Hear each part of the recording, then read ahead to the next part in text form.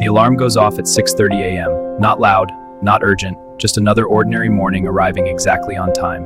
She opens her eyes slowly, already feeling the weight of the day. Before her feet even touch the floor, her hand reaches for her phone.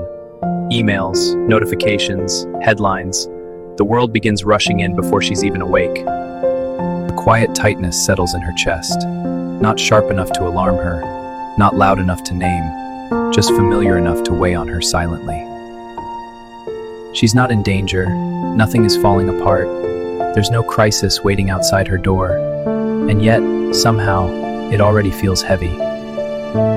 On paper, her life makes sense. A stable job, a comfortable apartment, friends who care, nothing dramatic, nothing urgent, and still, the heaviness lingers. Before the day even begins, there's a weight she can't explain. Not overwhelming, not catastrophic, just quietly, consistently heavy. On the drive to work, a podcast plays softly in the background. Maximize your potential. Push harder. Stay disciplined. Her mind drifts listening while bracing for the day ahead. Every word feels like a subtle push. Not commanding, but insistence. It's not criticism. Yet somehow, it magnifies the weight she already carries inside. At work, she smiles, replies politely, performs as expected. To everyone else, she looks composed. To herself, it feels like effort.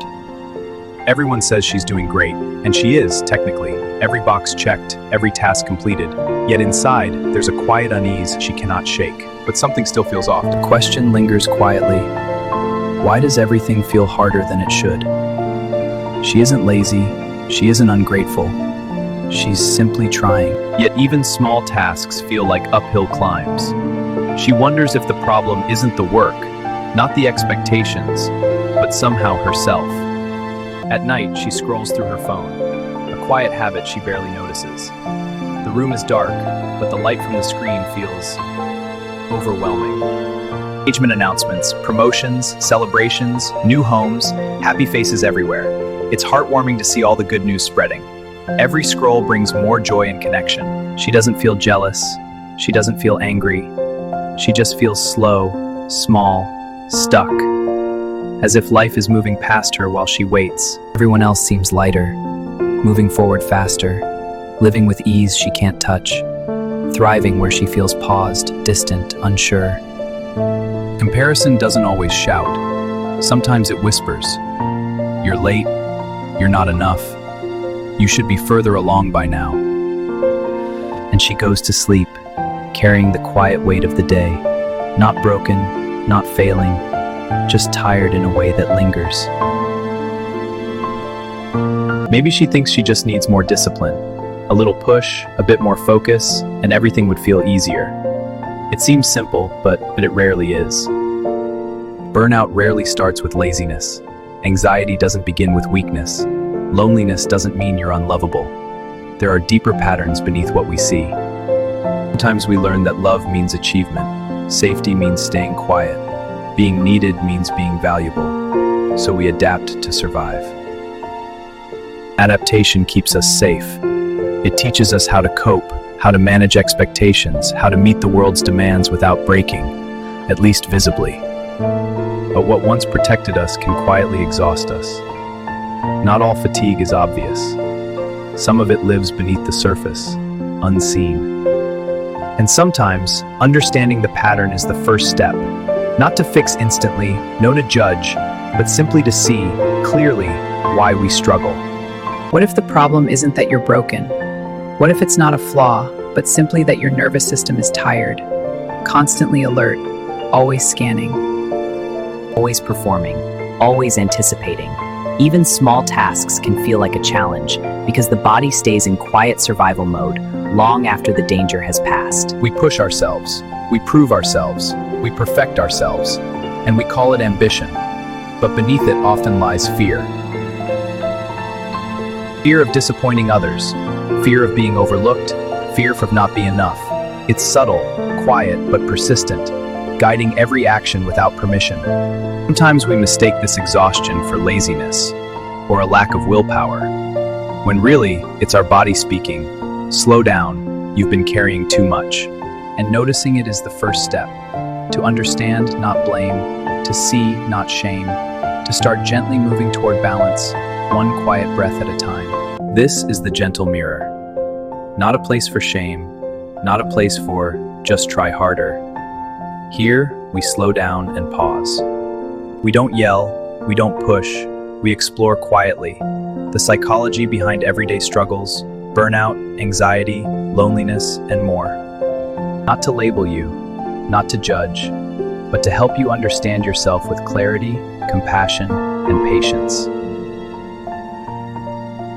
We look beneath the surface, under the habits, reactions, and routines, to see why patterns repeat and what often helps people move forward. Not advice, not judgment, just understanding, a place to explore yourself gently without pressure or noise. Here, you can pause, reflect, recognize patterns, and begin, quietly, to make sense of why you struggle and how you might heal. Every video begins with a story. Sometimes it's fictional, sometimes it's inspired by real patterns. Always, it's deeply human. Stories lower our defenses. They allow us to see ourselves without feeling attacked, judged, or pressured. You'll recognize pieces of yourself in the overachiever, the quiet avoider, the one who always says, "I'm fine." These stories connect us to patterns we often ignore, to feelings we push away, and to moments we rarely examine. They reveal the truths we hide from ourselves. Recognizing yourself in a story is not weakness. It's awareness. A quiet, necessary step toward understanding.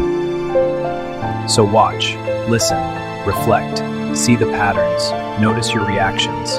Stories don't fix everything, but they help you start noticing and understanding.